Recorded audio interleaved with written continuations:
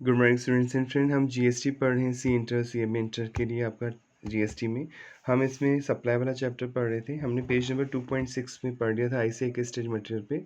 अब next definition है इसमें इंडिया। अब क्वेश्चन उठता है इंडिया की डेफिनेशन जीएसटी में क्यों दे रखी है, राइट।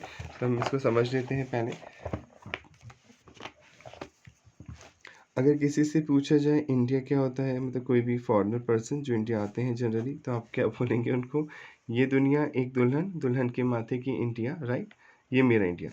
तो ये तो आपने गाने से उन्हें समझाया है, राइट। तो किसी ने अगर ये गाना खुद सुन रखा है किसी फॉरेनर ने, अगर उससे पूछा जाए इंडिया, तो यही बोलेगा कि ये दुनिया एक दुल्हन और दुल्हन के माथे की बिंदिया होता है इंडिया।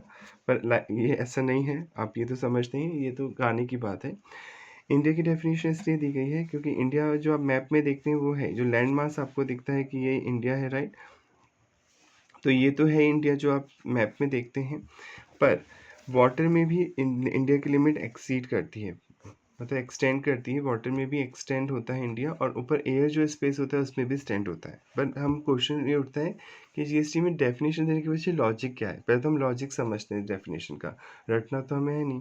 तो जैसे सपोज कोई पर्सन है गोवा का, और वो पानी में बोट चलाता है, बोट चला रहा है। उसने एक बोट तैयार की है, अपनी पर्सनलाइज बोट है, उसकी कस्टमाइज बोट है, जिसपे उसने एक शॉप बना ली। एक तरह से बोट पे एक शॉप है, नहीं फ्लोटिंग शॉप हो गई। बोट पे एक शॉप बना ली, उस पे से वो गुड्स बेच रहा है, खाने पीने की चीज़ें बेच रहा है, कोकोनट वाटर बेच रहा है, काफ़ी उसकी सेल हो रही है। अब वो क्या करता है, पानी में आगे चला जाता है थोड़ा सा, सी में, और वहाँ जो टूरिस्ट आते हैं बोटिंग करते हैं उनको वहाँ से वो सप्लाई करता है और मनी रिसीव करता है। अब क्वेश्चन उठता है, वो गुड सप्लाई कर रहा है, बेच रहा है, गुड सप्लाई कर रहा है, सर्विसेज दे रहा है कस्टमर को वाटर में। अब जीएसटी वाले कहते हैं भैया तुम गुड्स बेच रहे हो और जीएसटी तो गुड्स एंड सर्विस टैक्स है, तो तुम्हें गुड्स पे सर्विस टैक्स देना होगा, मतलब जीएसटी देना होगा। अब वो कह रहा है डिपार्टमेंट से कि मैं तो नहीं दूंगा, मैं तो हूँ ही नहीं इंडिया में, क्योंकि उसको तो यही लग रहा है कि इंडिया का मतलब वो है जो लैंड मास दिखाई देता है, जो धरती दिखाई देती है मानचित्र में, मैप में, वो ही इंडिया है। तो टैक्स वालों ने बोला नहीं, जाके डेफिनेशन पढ़ो, हमने डेफिनेशन दे रखी कि इंडिया कहाँ तक एक्सटेंड होता है, और तुम अगर वाटर में भी बेचोगे तो ये इंडियन वाटर है, राइट। तो आपको यहाँ पर भी जीएसटी देना होगा। तो आई होप ये क्लियर हो गया होगा डेफिनेशन का लॉजिक। ये इसलिए दी गई है आपको बताने के लिए कि अगर आप पानी में और ऊपर हवा में भी कोई सर्विस देते हैं, तो हवा ऊपर जो एयर स्पेस दिखता है इंडिया के ऊपर, वो इंडिया का ही पार्ट है, और उस हवा में कोई सर्विस दे रहे हैं तो आपको जीएसटी देना होगा। आप ये नहीं बोल सकते कि मैं इंडिया में नहीं हूँ। अब क्वेश्चन होता है इंडिया कहाँ तक एक्सटेंड होता है, वो सीखना है। तो देखिए, जहाँ आपको लैंड मास खत्म होता है, जहाँ ज़मीन खत्म होती है, वहाँ से 200 नॉटिकल माइल्स आगे जाना है। 200 नॉटिकल माइल्स। अब सर ये नॉटिकल माइल्स क्या होते हैं? ज़मीन पे, लैंड पे तो जो डिस्टेंस मेज़र किया जाता है वो किलोमीटर में किया जाता है, कि 1 kilometre, 2 kilometre, like that, 1 2 3 kilometre, right. पर पानी में जब हम डिस्टेंस मेज़र करते हैं तो वहाँ किलोमीटर वर्ड यूज़ नहीं होता, वहाँ नॉटिकल माइल्स बोलते हैं, एनएम। ठीक है। तो जब आप वाटर में मेज़र कर रहे हैं डिस्टेंस को, तो वहाँ नॉटिकल माइल्स बोला जाता है, और एक नॉटिकल माइल्स में अप्रॉक्स 1.835 किलोमीटर होते हैं, अप्रॉक्स। ठीक है। तो जहाँ पे धरती खत्म हो रही है, जो आप देखते हैं ज़मीन जहाँ खत्म हो रही है, लैंड मास, वहाँ से 200 नॉटिकल माइल्स तक इंडिया ही माना जाता है। ये भारत का पानी माना जाएगा, चाहे इस साइड से देखें, चाहे इस साइड से देखें, चाहे इस साइड से। और मान लो 200 नॉटिकल माइल्स में तो श्रीलंका तो बहुत पास आ जाएगा मैप में, तो वहाँ दोनों कंट्री मिलकर डिसाइड करेंगी किस लिमिट तक इंडिया है और किस लिमिट से श्रीलंका स्टार्ट होगा। अगर 200 नॉटिकल माइल्स बहुत पास में है, 200 नॉटिकल माइल्स का तो बहुत श्रीलंका तो इसके दायरे में आ जाएगा, राइट। तो वहाँ दो कंट्री मिलकर डिसाइड करेंगी कौन सा इंडियन वाटर है, कौन सा उसका वाटर है। पर अप्रॉक्स 200 नॉटिकल माइल्स तक इंडिया एक्सटेंड होगा। अब इस 200 माइल्स में भी नाम होते हैं, नॉटिकल माइल्स। जैसे इंडिया का मानचित्र देखते हैं तो उसमें कुछ एरिया राजस्थान कहलाता है, मैप मेरा कुछ जम्मू कश्मीर है, कुछ यूपी है, तो इसका भी डिवाइडेशन हो रखा है, राइट, लैंड का इंडिया मैप में। तो ऐसे पानी में जो स्टार्टिंग के 12 नॉटिकल माइल्स होते हैं, 200 में से स्टार्टिंग के जो 12 नॉटिकल माइल्स होते हैं, इन्हें बोलते हैं टेरिटोरियल वाटर, टेरिटोरियल वाटर, इसे टेरिटोरियल वाटर बोला जाता है। और बाकी के जो बच गए 288 नॉटिकल माइल्स, इसे बोलना जाता है continental shelf and exclusive economic zone. ये 2 बँटवारे किए, जैसे इंडिया में आपने देखा लैंड मास में कि राजस्थान है, ये महाराष्ट्र ऐसे होता है। ऐसे पानी में भी जो होता है नॉटिकल माइल्स, उसमें से स्टार्टिंग के 12 नॉटिकल माइल्स को बोलते हैं टेरिटोरियल वाटर, और remaining 288 nautical miles, sorry 188 nautical miles को आप बोलेंगे continental shelf and exclusive economic zone. तो यहाँ पे भी अगर आप कोई सर्विस देंगे तो आपको क्या देना होगा, जीएसटी देना होगा। गुड्स बेच रहे हैं पानी में, हवा में, इसके ऊपर जो जो इसके ऊपर एयर स्पेस है वो भी इंडिया का ही पार्ट है। उस एयर में कोई सर्विस दे रहे हैं, गुड्स बेच रहे हैं, तो you are liable for GST. चलिए अब पढ़ते हैं। इंडिया की डेफिनेशन दे रखी है। India means the territory area of India, Bharat का वो एरिया एज रेफर्ड जो कि बताया गया है in the article 1 of the constitution. ये जो कॉन्स्टिट्यूशन के आर्टिकल 1 में लिखा हुआ है वो तो है ही भारत, जो मानचित्र में आप देखते हैं मैप में। इट्स टेरिटोरियल वाटर, इसका टेरिटोरियल वाटर भी इसका पार्ट होगा। सी बेड, पाताल, जो पानी के नीचे जो ज़मीन है, इंडियन वाटर के नीचे ज़मीन है, वो भी इंडिया का ही पार्ट है। सब सॉइल अंडरलिंग, कोई मिट्टी तैर रही है, कोई आइलैंड है, लक्षद्वीप, अंडमान निकोबार, सब सॉइल अंडरलिंग इन सच वाटर, वो भी इंडिया का पार्ट है। Continental shelf and exclusive economic zone or any other maritime zone as referred in the territorial water, continental shelf and other exclusive economic zone, other maritime zone Act 1976 कानून बनाया हुआ, उसमें बता रखा है कि इंडिया कहाँ तक एक्सटेंड होता है। And the air space above it's territory, और इसके ऊपर जो हवा है इंडिया के जो धरती और पानी के ऊपर टेरिटरी वाटर, वो भी इंडिया का ही पार्ट मानी जाएगी। तो आई होप आपको यहाँ तक क्लियर हो गया होगा इंडिया की डेफिनेशन क्या है और इसके पीछे डेफिनेशन बताने के पीछे जीएसटी डिपार्टमेंट का क्या लॉजिक है। नेक्स्ट है सप्लायर। अब सप्लायर की डेफिनेशन क्यों दे रखी है, जीएसटी में आप पढ़ चुके हैं, जीएसटी में परचेज और सेल वर्ड नहीं है, जीएसटी लगता है सप्लायर पर। जीएसटी में नो सेल और परचेज वर्ड समझाने के लिए हम बोल देते हैं कि जीएसटी सेल पे लगता है, खरीदने पे, पर जीएसटी में परचेज और सेल वर्ड नहीं है। जीएसटी में लिखा होगा कि जीएसटी सप्लाई पे लगता है। अब सप्लाई भी 2 तरह की होती है, एक तो होती है इनवर्ड सप्लाई। इनवर्ड सप्लाई मतलब परचेज, परचेज को बोलते हैं इनवर्ड सप्लाई जीएसटी में। और एक होती है outward supply. Outward supply, outward supply यानी सेल। तो जीएसटी इनवर्ड सप्लाई पे भी लगेगा, खरीदेंगे तो भी जीएसटी देना होगा, बेचने जाओगे तो भी जीएसटी देना होगा, राइट।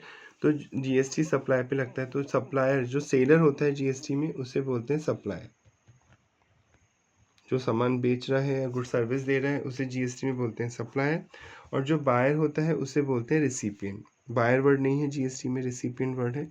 तो बायर को तो बोला जाएगा रिसिपिएंट, जो खरीद रहा है, सर्विस ले रहा है या गुड्स ले रहा है। और जो सर्विस दे रहा है और गुड्स बेच रहा है उसे बोला जाता है सप्लायर।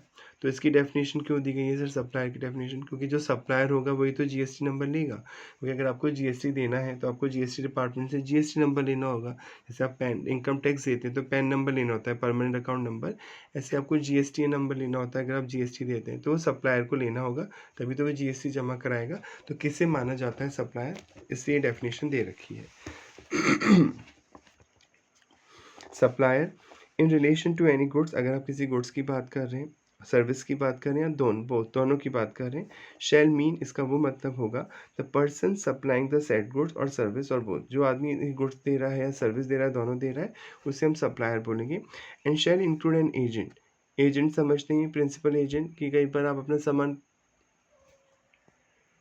प्रिंसिपल एजेंट आप समझते हैं कि कई बार अपना सामान किसी को देते हैं बेचने के लिए और कमीशन लेता है वो पर्सन, तो वो एजेंट होता है, राइट। और आप प्रिंसिपल बोला जाता है आपको, तो इसमें एजेंट भी आ जाएगा। यानी अगर आप एजेंट को भी अपना सामान दे रहे हैं बेचने के लिए, वैसे तो सेल नहीं है, बेचने के लिए दे रहे हैं, पर जीएसटी में से सेल ही माना जाएगा सप्लाई। और अगर प्रिंसिपल एजेंट को कोई सामान भेजता है या एजेंट प्रिंसिपल को कोई सामान लौटाता है, भेजता है, तो वहाँ जीएसटी लगता है। इससे एजेंट को भी सप्लायर माना जाएगा। And acting such behalf on the such supplier in relation to goods और service of both supplier, section 2 clause 105। तो सप्लायर वो बंदा होता है, वो पर्सन होता है जो गुड्स या सर्विस या दोनों सप्लाई कर रहा है, और इसमें उसका एजेंट भी इंक्लूड होगा। यानी एजेंट प्रिंसिपल आपस में एक दूसरे को सामान दे रहे हैं, ले रहे हैं, तो भी उन्हें जीएसटी देना होगा। अब सप्लायर की डेफिनेशन को अमेंड किया गया था लास्ट टाइम, तो ये लास्ट ईयर का मॉड्यूल है। तो आपके नए मॉड्यूल में सप्लायर में एक और वर्ड यूज़ किया गया है, तो उसकी डेफिनेशन मैं आपको पढ़ा देता हूँ। आपकी बुक में होगा, न्यू बुक्स में। कई लोग क्या करते हैं, कई सप्लायर ऑनलाइन प्लेटफॉर्म प्रोवाइड करते हैं। ऑनलाइन प्लेटफॉर्म होता है जिन पे आप सामान बेच और खरीद सकते हैं, जैसे अमेज़न हो गया, फ्लिपकार्ट हो गया, ठीक है, बहुत से ऑनलाइन प्लेटफॉर्म्स होते हैं, ब्लिंकिट हो गया, ये सब। तो ऑनलाइन प्लेटफॉर्म पे भी सामान बेच और खरीदा जाता है, राइट। तो वहाँ पे भी सप्लायर होता है, सप्लायर जो कर रहा है उसे जीएसटी देना होगा, ठीक है। आपने पढ़ा था एक होता है एक्शनेबल क्लेम, पढ़ाया था आपको लास्ट क्लास में एक्शनेबल क्लेम। एक्शनेबल क्लेम का मतलब होता है अनसिक्योर्ड डेट। अनसिक्योर्ड डेट मतलब जिसके लिए कोई सिक्योरिटी गिरवी नहीं रखी गई है, कोई लोन का पार्ट है, तो वो अनसिक्योर्ड डेट हो गया, जिसे आप कोर्ट में वसूल कर सकते हैं। सामने वाला पैसा देने से मना कर सकता है तो आप कोर्ट में जा सकते हैं, सूट फाइल कर सकते हैं उसके अगेंस्ट में और अपना पैसा रिकवर कर सकते हैं। तो उसे बोलते हैं एक्शनेबल क्लेम, अनसिक्योर्ड डेट। तो 3 ही एक्शनेबल क्लेम पर इंडिया में जीएसटी लगता है, आप पढ़ चुके। एक तो लॉटरी, बैटिंग और गैम्बलिंग। और ये ऑनलाइन भी हो रहे हैं ट्रांजेक्शन, तो भी इन पे जीएसटी देना होगा, राइट। जैसे कोई ऑनलाइन लॉटरी टिकट बेच रहा है तो वो सप्लायर माना जाएगा और उसे जीएसटी देना होगा।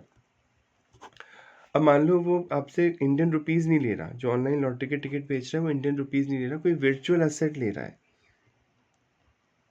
वर्चुअल असेट, अब सर ये वर्चुअल असेट क्या होती है? वर्चुअल असेट मतलब जो इलेक्ट्रॉनिक करेंसी होती है, जैसे बिटकॉइन हो गया, जो लीगली रिकॉग्नाइज नहीं हो सकती, माइट भी किसी जगह लीगली रिकॉग्नाइज हो सकती है, किसी जगह लीगली रिकॉग्नाइज नहीं हो सकती, वो बिटकॉइन हो गया, कोई कोड हो गया, कोई नंबर हो गया सीक्रेट, जो शेयर करते हैं लोग आपस में और जिसको मनी में कन्वर्ट किया जा सकता है। यानी वर्चुअल असेट हो गई, या तो कोई कोड हो गया, कोड नंबर, या कोई इलेक्ट्रॉनिक करेंसी हो गई, कोई इलेक्ट्रॉनिक डिवाइस हो गया जिसे आप एक्सचेंज कर सकते हैं, मनी में कन्वर्ट कर सकते हैं।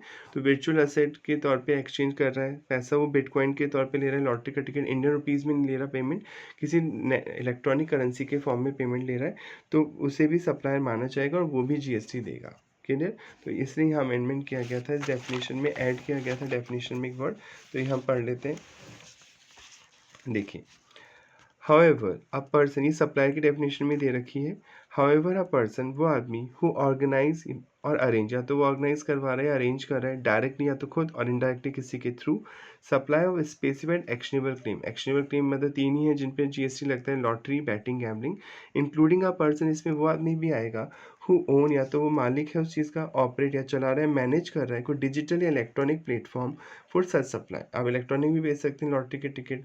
शैल बी डीम, उसे माना जाएगा supplier of such actionable claim का, whether such actionable claim are supplied by him, या तो डायरेक्टली खुद दे रहा है एक्शनेबल क्लेम और थ्रू हिम उसके थ्रू जा रहा है, वेदर कंसिडरेशन इन मनी और मनी वर्ड, और कंसिडरेशन चाहे पैसे में ले रहा है या मनी के इक्वल चीज़ों में ले रहा है, इंक्लूडिंग वर्चुअल डिजिटल एसेट आ जाएगी। वर्चुअल डिजिटल एसेट मतलब बिटकॉइन हो गया, जिन्हें आप कन्वर्ट कर सकते हैं मनी में।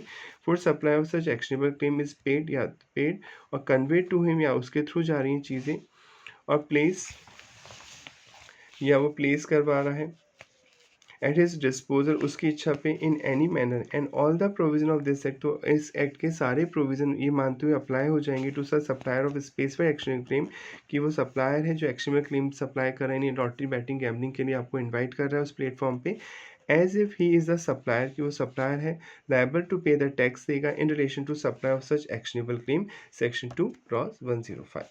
तो ये समरी बस ये बोलना चाह रही है कि कोई भी पर्सन है जो या तो उस इलेक्ट्रॉनिक प्लेटफॉर्म को ओन कर रहा है, वो ऑनर है उसका, या ऑपरेट है, चला रहा है या मैनेज कर रहा है, जहाँ पे वो कोई एक्शनेबल क्लेम प्रोवाइड कर रहा है और आपको आपसे कोई कंसिडरेशन चार्ज कर रहा है मनी के इक्वल, या कोई वर्चुअल डिजिटल एसेट ले रहा है, बिटकॉइन वगैरह ले रहा है, तो उसे सप्लायर माना जाएगा और वो लॉटरी, बैटिंग, गैम्बलिंग पे भी क्या देगा? जीएसटी देगा। क्लियर? अब हम आगे बढ़ते हैं। नेक्स्ट डेफिनेशन है रेसिपिएंट। रेसिपिएंट में बता दिया बायर को रेसिपिएंट बोलते हैं। अब रेसिपिएंट की डेफिनेशन क्यों दी गई है, इसका क्या लॉजिक है? रेसिपिएंट की डेफिनेशन इसलिए दी गई है कि रेसिपिएंट से तो लेंगे आप जीएसटी, अगर आप सप्लायर हैं, कोई चीज़ बेच रहे हैं, सप्लाई कर रहे हैं, तो जीएसटी तो रेसिपिएंट से कलेक्ट होगा, बायर से कलेक्ट होगा, क्योंकि इनडायरेक्ट टैक्स है, बर्डन तो आप कस्टमर पे डालेंगे। तो who is a customer here, GST में किसे कस्टमर माना जाएगा वो बता रखा है। ईजी है, जैसे मैं आपको सामान बेच रहा हूँ तो आप मुझे पैसे दे रहे हैं, तो आप मेरे कस्टमर हो, तो आपको बायर बोलेंगे। अब आपके भी यहाँ पर पैसा कोई भी दे सकता है, पर मैंने आपको गुड्स अवेलेबल करा दिया, गुड्स मैंने आपको डिलीवर कर दिया, पैसा आप बाद में देंगे, तब भी आप बायर कहलाएंगे, राइट। और सर्विस भी हो सकती है, कोई सर्विस इंटेंजिबल वे में मैं आपको कोई सर्विस दे रहा हूँ, तो आप वो पर्सन हो गया जिसके पोजीशन में कोई गुड्स आप दे रहे हैं या जो आपको पैसे दे रहे हैं, वो रिसिपिएंट माना जाएगा। पढ़ लेते हैं। recipient यानी buyer of supply of goods or service means where a consideration is payable, जहाँ consideration मिल रहा है यानी something in return, कुछ के बदले कुछ, for the supply of goods or service of both, the person who is liable to pay that consideration, जो जो पैसा दे रहा है, जो liable है पैसा देने के लिए, तो वो buyer हो गया, recipient हो गया। जैसे पेन मैंने आपको बेचा तो आप liable है पैसा देने के लिए मुझे, तो आपको recipient बोला जाएगा, buyer बोला जाएगा जीएसटी में। बी, वे नो कंसिडरेशन पेबल, मान लो पैसे तो अभी नहीं दे रहे, पैसे तो बाद में भी आ सकते हैं। For supply of goods the person to whom the goods are delivered, तो जिसे गुड्स की डिलीवरी दी गई है, और मेड अवेलेबल, जिसे गुड्स अवेलेबल कराया गया है, जिसे गुड्स अवेलेबल कराए गए, और टू होम पोजेशन और यूज़ ऑफ गुड्स, जिसके अधिकार में गुड्स दिया गया या जिसे यूज़ करने के लिए दिया गया गुड्स इज गिवन और मेड अवेलेबल, तो वो बायर कहलाएगा। यानी हो सकता है पैसा उधार भी तो बेचते हैं, सेल अपन सप्लाई करते हैं, तो पैसा तो बाद में भी आ सकता है, पर जिस बंदे को आप सामान दे रहे हैं, गुड्स की डिलीवरी दे रहे हैं, पोजीशन दे रहे हैं, जिसके अधिकार में वो गुड्स है, तो वो भी रेसिपिएंट बायर बोला जाएगा। और C, where no consideration payable for the supply, अगर मान लीजिए फ्री में दे रहे हैं आपको सर्विस, कंसिडरेशन चार्ज नहीं कर रहे, the person to whom the service is render, तो जिसे आप सर्विस दे रहे हैं वो बायर बोला जाएगा। आप क्वेश्चन उठता है क्या सर फ्री में देने पे भी लगेगा जीएसटी? मैं मान लो फ्री में आपको पढ़ा रहा हूँ, कोई पैसे नहीं ले रहा हूँ आपसे कोचिंग सेंटर में, तो क्या मैं जीएसटी दूंगा? आप पढ़ेंगे कुछ एक्सेप्शन है जहाँ पे फ्री में भी अगर आप कोई काम करेंगे तो जीएसटी देना होता है। तो इस टॉपिक को हम बाद में समझेंगे, पर अभी आप इतना समझ लें, अगर कोई पैसे भी नहीं दे रहा है फिर भी आप उसे सर्विस दे रहे हैं तो वो बायर कहलाएगा। And any reference to person to whom supply is made, और किसी भी आदमी को सप्लाई की जाएगी, शैल बी कंस्ट्रूड, उसे समझा जाएगा रेसिपिएंट ऑफ सच सप्लाई। तो ये बायर की डेफिनेशन हो गई। तो बायर एक वो बंदा होगा, या तो वो आपको पैसे दे रहा है किसी गुड्स या सर्विस के लिए, तो वो तो है ही बायर। अगर वो कंसिडरेशन नहीं दे रहा है, तो जिसके पोजीशन में गुड्स है, जिसे आपने गुड्स की डिलीवरी दी है, उसे भी बायर बोला जाएगा। और अगर पैसे नहीं मिल रहे हैं, आप फ्री में भी दे रहे हैं, किसी को सर्विस की सप्लाई कर रहे हैं, तो भी बायर बोला जाएगा। And shall include an agent, इसमें एजेंट भी आएगा। पढ़ लिया आपने प्रिंसिपल एजेंट, अगर एजेंट प्रिंसिपल को सामान दे रहा है तो एजेंट सप्लायर हो गया, प्रिंसिपल रेसिपिएंट हो गया। अगर प्रिंसिपल एजेंट को सप्लाई सामान दे रहा है तो प्रिंसिपल हो गया आपका सप्लायर, और एजेंट क्या हो गया? बायर हो गया। And include an agent acting on such behalf of the recipient in relation to goods और सर्विस और बोथ सप्लायर, इसमें एजेंट भी इंक्लूड होगा। एजेंट भी दो तरीके का हो सकता है, एक होता है बाइंग एजेंट, जो पहले किसी से सामान, एक होगा बाइंग एजेंट जो आपसे सामान लेगा, खरीद और आगे बेचेगा, तो वो बाइंग एजेंट होता है। एक होता है सेलिंग एजेंट, सेलिंग एजेंट खुद ईजी है, जो खुद पहले किसी से सामान खरीदेगा और आपको बेचेगा, सप्लाई करेगा बेचने के लिए। तो एजेंट बाइंग एजेंट भी हो सकता है और सेलिंग एजेंट भी हो सकता है। अगर आप एजेंट को दे रहे हैं, ले रहे हैं, तो वो जीएसटी में आता है, उस पर भी जीएसटी चार्ज होता है। भले ही अभी बेच नहीं रहे हैं, आप सप्लाई कर रहे हैं बेचने के लिए, पर उस पर जीएसटी आपको देना होगा। अब नेक्स्ट डेफिनेशन दे रखी है पर्सन की, इंक्लूड सेक्शन 2 क्लॉज 84। अब क्वेश्चन होता है पर्सन की डेफिनेशन क्यों दे रखी है? जैसे इनकम टैक्स में दे रखी होती है पर्सन की डेफिनेशन, ऐसे यहाँ पे भी दे रखी है पर्सन की डेफिनेशन। पीछे के देने के पीछे लॉजिक ये है कि इन लोगों को इंडिया में जीएसटी देना होगा अगर आप पर्सन की डेफिनेशन में आते हैं। अगर आप पर्सन की डेफिनेशन में नहीं आते तो आपको जीएसटी नहीं देना होगा। तो पर्सन की डेफिनेशन दे रखी है। पर्सन की डेफिनेशन में पहला पॉइंट आएगा individual. Individual mean natural person, से मैं और आप, जिससे नेचर ने बनाया, वेदर मेल फीमेल और थर्ड जेंडर, ये इंडिविजुअल माने जाते हैं। HUF हिंदू अनडिवाइडेड फैमिली, अगर कोई हिंदू परिवार है जिसमें 2 या 2 से ज़्यादा लोग एक ही बिजनेस को चला रहे हैं और वो अपने फैमिली के नाम से पैन कार्ड लेते हैं इनकम टैक्स डिपार्टमेंट से, तो उस हिंदू परिवार को HUF का स्टेटस मिल जाता है और वो अलग एंटिटी माना जाता है लॉ में, और उसे भी जीएसटी देना होगा अगर बिजनेस कर रहे हैं तो। कंपनी आप समझते हैं, कंपनी पब्लिक भी हो सकती है, प्राइवेट, गवर्नमेंट, 1% कंपनी जो कंपनीज एक्ट में रजिस्टर्ड है, तो कंपनी को भी देना होगा जीएसटी। पार्टनरशिप फर्म आप समझते ही हैं, फर्म मतलब पार्टनरशिप फर्म, जो पार्टनरशिप फर्म होती है, जो पार्टनरशिप एक 1932 के अकॉर्डिंग काम कर रही है, उसे भी देना होगा GST. Limited liability partnership act 2008 आ चुका है। अगर आपकी अगर आप अपनी पार्टनरशिप फर्म की लाइबिलिटी लिमिटेड रखना चाहते हैं तो आप LLP खोल सकते हैं, लिमिटेड लाइबिलिटी पार्टनरशिप एक्ट 2008 के अकॉर्डिंग, तो आपको भी जीएसटी देना होगा अगर आप कोई गुड्स या सर्विस सप्लाई कर रहे हैं। पार्टनरशिप फर्म की लाइबिलिटी अनलिमिटेड होती है। अनलिमिटेड लाइबिलिटी आप समझते होंगे, अनलिमिटेड लाइबिलिटी का मतलब होता है अगर बिजनेस की एसेट कम पड़ गई और बिजनेस के लोन ज़्यादा हो गए तो आप पर्सनल एसेट भी बिकवाई जाएंगी, जो पार्टनर है उनकी घर की एसेट बेची जाएंगी और बिजनेस का लोन चुकाया जाएगा, तो वो लायबिलिटी हो गई अनलिमिटेड। पर अगर लिमिटेड लायबिलिटी है तो केवल बिजनेस के एसेट बिकवाएंगे क्रेडिटर, और पर्सनल एसेट नहीं बिकवा सकते, और जो नुकसान है वो क्रेडिटर्स को बियर करना होगा। फॉर एग्जांपल किसी बिजनेस के लोन हो गए 1000 करोड़ के और असेट की वैल्यू 800 करोड़ है, राइट, तो 800 करोड़ बेच के आप 800 करोड़ ही चुका पाएंगे, 200 करोड़ रुपए कम पड़ गए। तो अगर लायबिलिटी अनलिमिटेड है तो अब ऑनर के घर की पर्सनल चीज़ें बिकवा के इस पैसे को रिकवर किया जाएगा। पर अगर लायबिलिटी लिमिटेड है तो फिर ये पैसा लॉस हो जाएगा, क्रेडिटर्स को ये पैसा नहीं चुकाना पड़ेगा आपको, वो खुद बियर करेंगे नुकसान को, समझ गए। तो लायबिलिटी लिमिटेड हो गई, तब तो जो अगर असेट बेच के भी बिजनेस का लोन पूरा नहीं चुकाया जा सकता है तो आपकी पर्सनल एसेट नहीं बिकवाई जाएंगी, और अगर लायबिलिटी अनलिमिटेड है तो आपकी पर्सनल एसेट भी बिकवाई जाएंगी। नेक्स्ट, कोई एसोसिएशन ऑफ पर्सन है, ठीक है, और बॉडी ऑफ इंडिविजुअल है, वेदर इनकॉर्पोरेटेड मतलब जब रजिस्टर्ड हो या unregistered in India outside India. अब सर ये एओपी और बीओआई क्या होता है? वैसे आप इनकम टैक्स में भी आता है, दोबारा समझ लें यहाँ पर। एक होता है body of individual word, BOI body of individual versus AOP association of person. पहले हम एग्जांपल से समझते हैं। जैसे ए, बी और सी तीन फ्रेंड हैं, नवरात्रे आ रहे हैं, दशहरा आ रहा है, तो इन्होंने एक स्टॉल बुक करी किसी फेयर में, मेले में। तीनों मिल गए, तीनों ने पैसे मिलाए, मान लेते तीनों ने 10 लाख रुपए मिलाए, कॉन्ट्री करा। अब इस 10 लाख से वहाँ पे सामान खरीदेंगे होलसेल बल्क में सस्ती रेट पे खाने पीने का, और जो मेला है, जो मेला लग रहा है, फेयर लग रहा है, उसमें लोगों को बेचेंगे, पब्लिक को। अब मान लेते हैं इनका प्रॉफिट होता है 10 लाख, तो इनका खर्चा हुआ, सामान खरीदा, और इनका सेल हुई है 25 लाख, तो इनको 15 लाख का प्रॉफिट हो गया, ये प्रॉफिट कमाया। अब इनकम टैक्स भी लगेगा यहाँ पर और जीएसटी भी लगेगा, क्योंकि आप सप्लाई कर रहे हैं, सामान बेच रहे हैं, तो प्रॉफिट पे तो इनकम टैक्स लगेगा। और जो आपने 25 लाख रुपए का गुड्स बेचा है, गुड्स पे क्या लगता है? जीएसटी लगता है। अब जीएसटी डिपार्टमेंट कह रहा है भैया जीएसटी दो, तो ए बोल रहा है मैं तो नहीं दूंगा जीएसटी, बी से लो, बी बोल रहा है मैं भी नहीं दूंगा, सी से लो, सी बोल रहा है मैं भी नहीं दूंगा, उनसे लो। तो क्वेश्चन उठता है किस से नहीं, क्योंकि यहाँ अकेला बंदा तो कोई है ही नहीं, इन्होंने कोई पार्टनरशिप फर्म नहीं खोली है, इन्होंने कोई कंपनी नहीं खोली है, तो इससे क्या बोला जाएगा? तो अगर आप कोई ऐसी एक्टिविटी करते हैं जो टैक्स के दायरे में आती है, और आपके ग्रुप में केवल नेचुरल पर्सन है, कोई आर्टिफिशियल पर्सन नहीं है, ए बी सी तीनों नेचुरल पर्सन नेचर ने बनाए, तो आपके ग्रुप को बीओआई बोलते हैं, टैक्स वाले, बॉडी ऑफ इंडिविजुअल।